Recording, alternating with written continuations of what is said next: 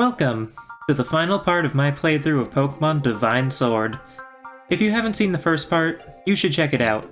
But if you aren't familiar with Divine Sword, it's a Kaizo mod of Pokemon Sword, where all trainers are made to be harder, you can find more Pokemon, and a lot is changed about different Pokemon, from stats to typings. Finally, you cannot use items in the middle of battle, and we are in set mode, meaning there's no option to switch out after beating a Pokemon. Last time, I had just beaten the 4th gym, getting us halfway to the end, and now we're fighting Bead.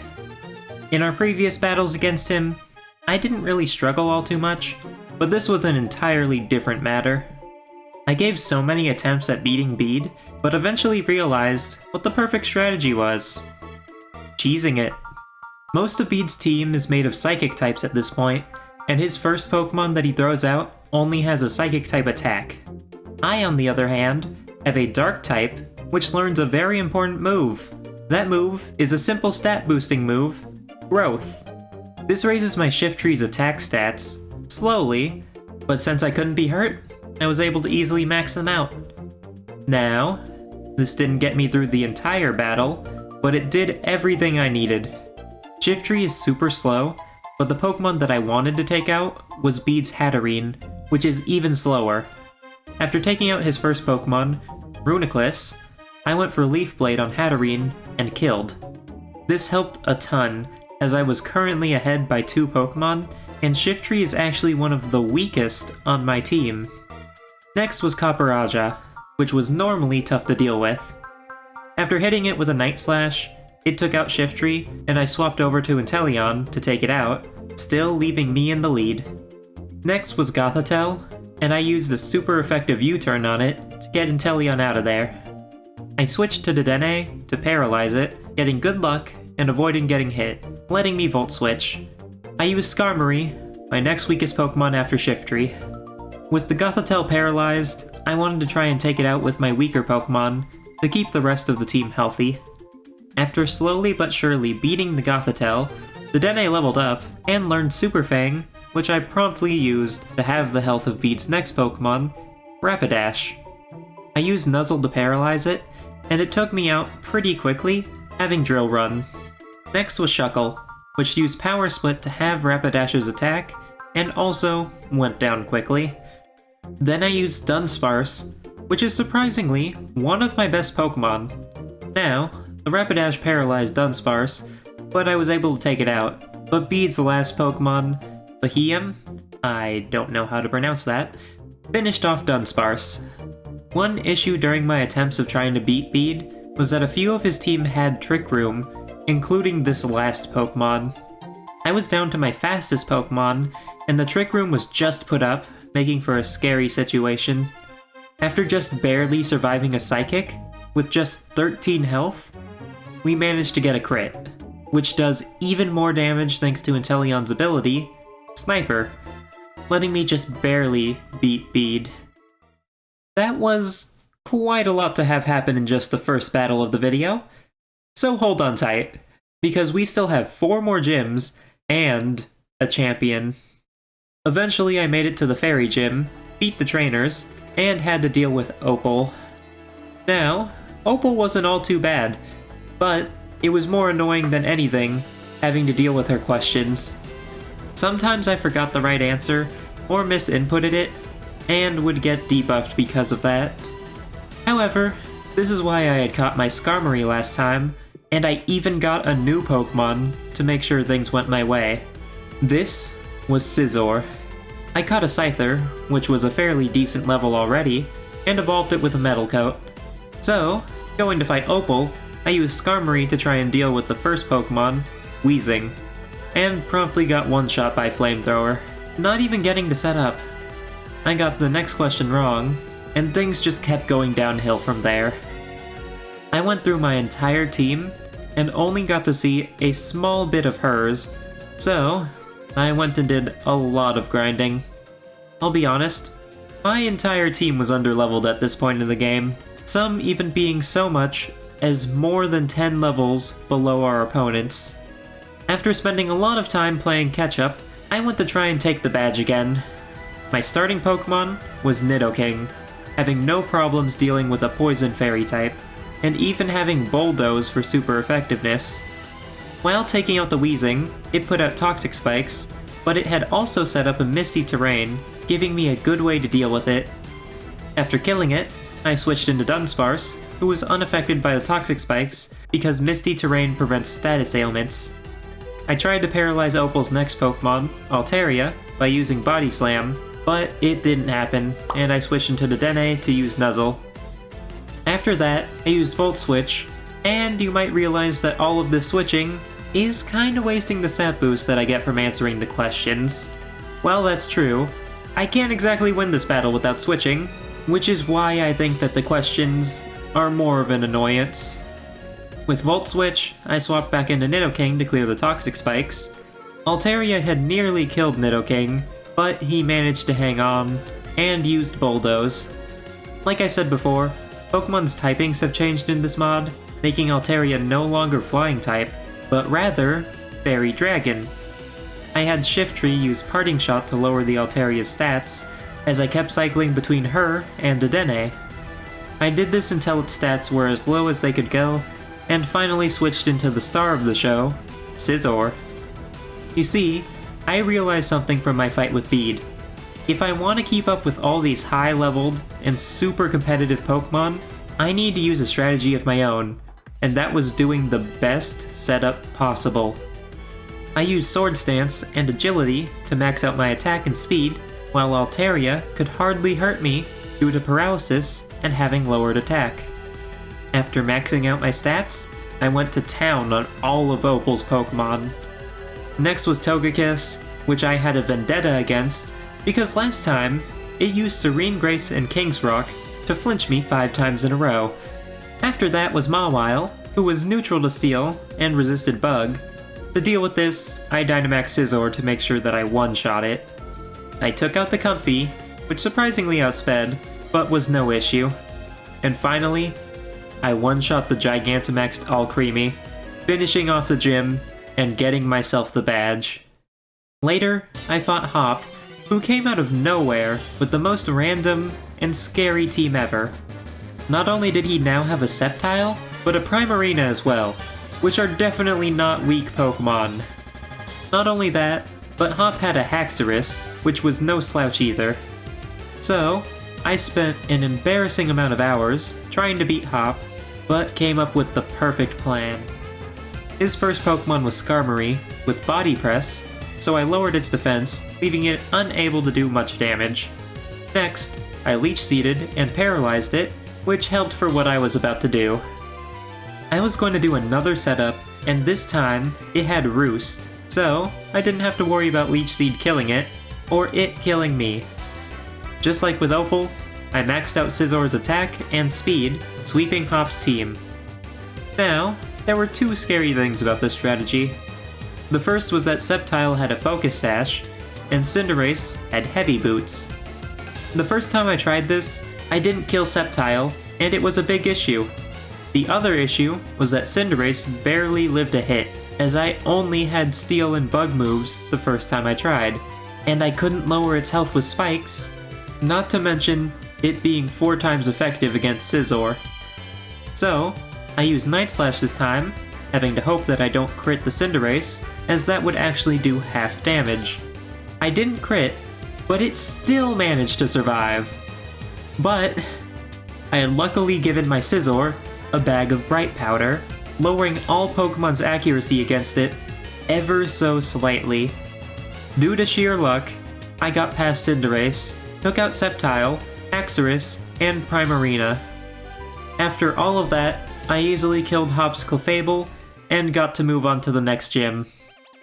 After going through the most annoying puzzle in the game, I battled Gordy. This required even more catch-up than the last gym, as this is a really tough double battle. After hours, I started off with Shiftry and Scizor against Tyranitar and a Stonjourner. The first move I had to make was flinching Tyranitar with Fake Out, where Shiftry died to Stonjourner. I set up one Sword Stance with Scizor, and then sent out Dedenne. I paralyzed the Stone Joiner with Nuzzle and tried to kill it with Scizor, but it barely lived, even setting up Trick Room after. What's unfortunate about this is that I wanted to send out Inteleon after one of my Pokemon had died, and due to paralysis and Trick Room, the Stone Joiner now outsped Scizor again, which is why I paralyzed it to begin with. The Dene was targeted by Gordy for the next kill, putting me in a rough spot. On the next turn, they killed my Nidoking, and brought Scizor down to red. Scizor at least took out the Stone Joiner, giving me an opportunity. I threw out Whimsicott, and Gordy used Soul Rock, which had a Focus Sash. Luckily, Tyranitar used Protect, and I focused both of my Pokemon on Soul Rock, taking it out. It also took out Scizor with a Fire-type move, but that's better than having it take out Whimsicott, who had much more health than Scizor. I switched into Inteleon, now down to my last two Pokemon. I Dynamaxed Inteleon, having both her and Whimsicott attack the Relicanth, taking it out. Finally, Trick Room ended, and Gordy sent out Shuckle. Inteleon one-shot Tyranitar, and Shuckle took minimal damage from Moonblast, before knocking off Inteleon's Mystic Water. To take out Gordy's scariest Pokemon, a Colossal with Steam Engine and a Weakness Policy, I used Helping Hand on Inteleon so I could one-shot the Colossal. After all the grinding and attempts, I took out the Colossal, and with only a Shuckle standing between me and victory, I took it out and won the battle. Skipping ahead of a few easier rival battles, I made it to the next city. After going through the most tedious gym challenge, we were ready to fight Piers. Now, since this gym didn't have Dynamax, I was able to more freely use my Pokemon, as I usually kept those with high stats and Dynamax levels for last. First up was Piers' Crocodile, which I sent out Inteleon against. Another thing to keep in mind at this point is that I had found a Scope Lens, which greatly helped make Inteleon stronger, increasing crit rate. So, after one-shotting Crocodile, and taking a lot of damage in the process, Piers sent out Rillaboom, which I U-turned away from, and into Shiftry. Shiftry of course went down, but not before dealing significant damage, and even getting Rillaboom to use U-turn, letting me know what Pokemon Piers was going to use before I switched in. He threw out Malamar, which had Superpower and Contrary, a scary combo, but I had a 4 times effective Bug type to beat it. To guarantee one-shotting it and having a better chance against the next Pokemon, I set up just one Agility and Sword Stance, because Scizor is incredibly slow. After taking it out, next was Piers' scariest Pokemon, Obstagoon. You might not think much, but it has the ability Guts, a Flame Orb, and the move Facade. This doubles its attack stat, and gives it a 140 power move. Luckily, the setup let us outspeed and one-shot it, which was a relief. Next up was Noivern, which promptly killed Scizor, but it was fine because I still dealt plenty of damage. After that, I used my prankster Pokemon, Whimsicott, to set up Tailwind. Sadly, it got one shot, but now I could definitely outspeed Noivern. I used Dedenne to get rid of Noivern, and then sacrificed it to Piers' Toxtricity. I did this because my best Pokemon to take it out, Nidoking, was really fragile, and I couldn't let it die. Outspeeding with Tailwind and getting a 4 times effective Bulldoze, we took out Toxtricity easily. Last up was Rillaboom, again, who we just had to Sucker Punch to finally beat Piers and move on. Later I beat up the trainers in Raihan's gym and got some money to buy a very specific item, being an ability patch. You see, the mod lets you just buy these, and I had a Pokemon whose ability was becoming pretty lackluster. That was Dedenne and her Cheek Pouch. The mod let her have access to Electric Surge, which not only could boost electric type attacks and clear other terrains, but also prevented sleep. With everything ready, I decided it was time to take on Raihan. His team was stacked, having not only 2 pseudo-legendaries, but a full-blown legendary Pokemon, being Zygarde 10%. This was insane, because it was a double battle. He had the weather set up, a tank with Yawn, and the Zygarde even had a Focus Sash. After many attempts and hours of strategizing, I finally figured out what to do. Raihan's first Pokemon was really fast, so by using Prankster with Whimsicott, I could kill it before it attacked, if I got a crit with Inteleon. Once that was out of the way, Whimsicott almost died to one of Raihan's other Pokemon, Hippowdon, so I switched out into Scizor.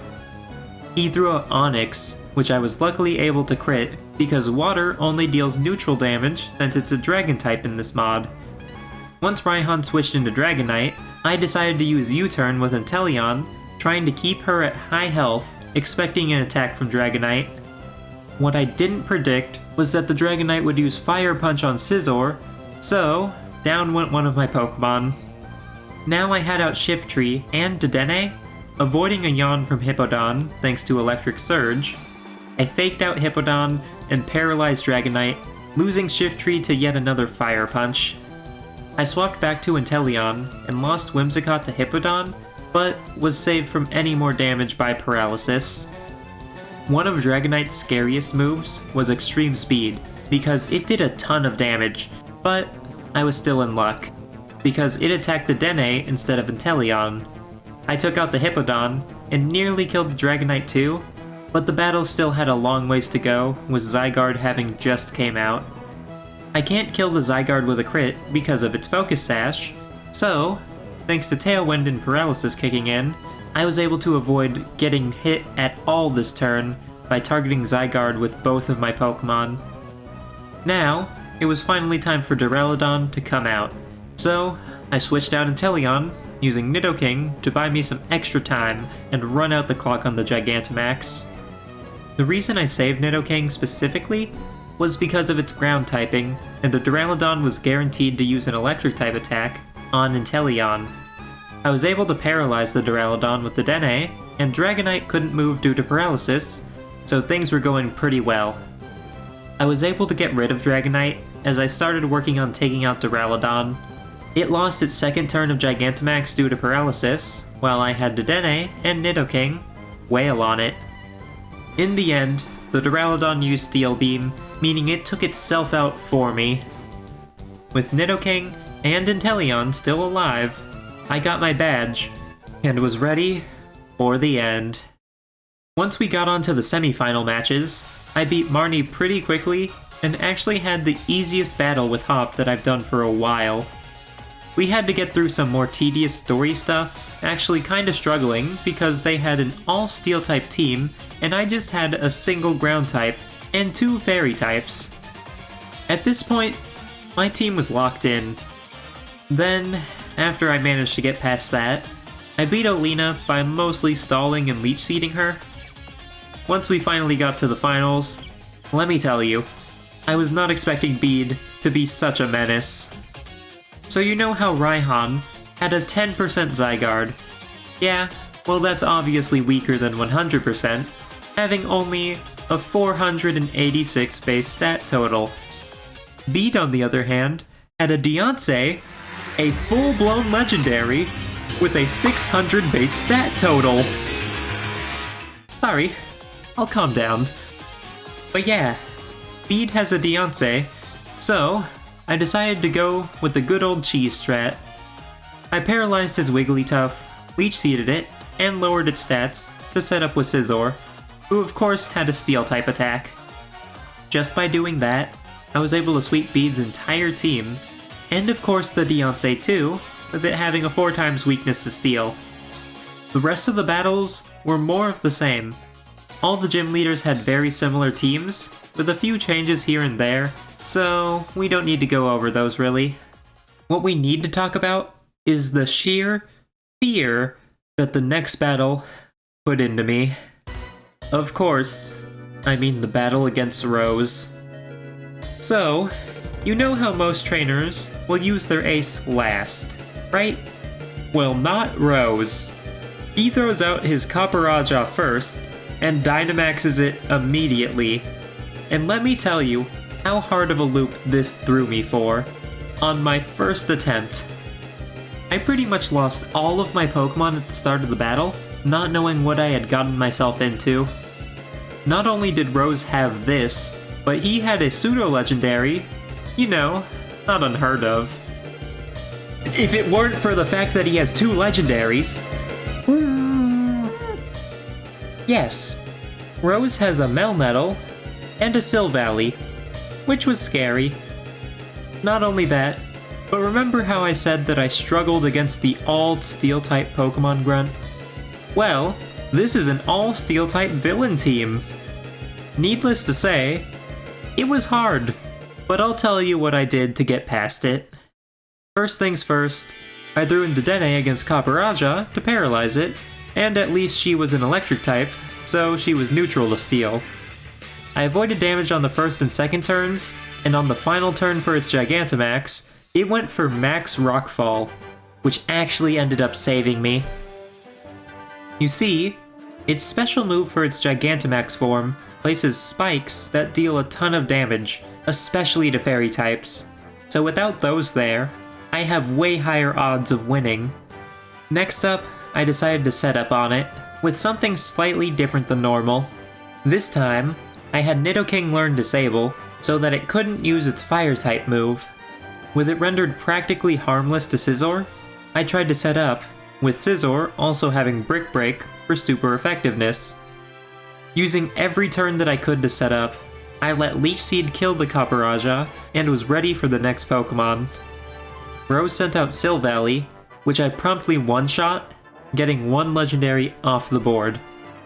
The next scariest one that Rose immediately sent out was Melmetal, which I was happy to take out because I was scared that it could tank the hit.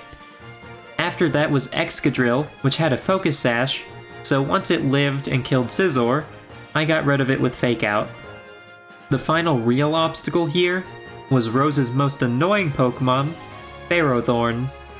This Pokemon is notorious for its ability to stall and having Iron Barbs, making it hard to touch without Fire-type moves.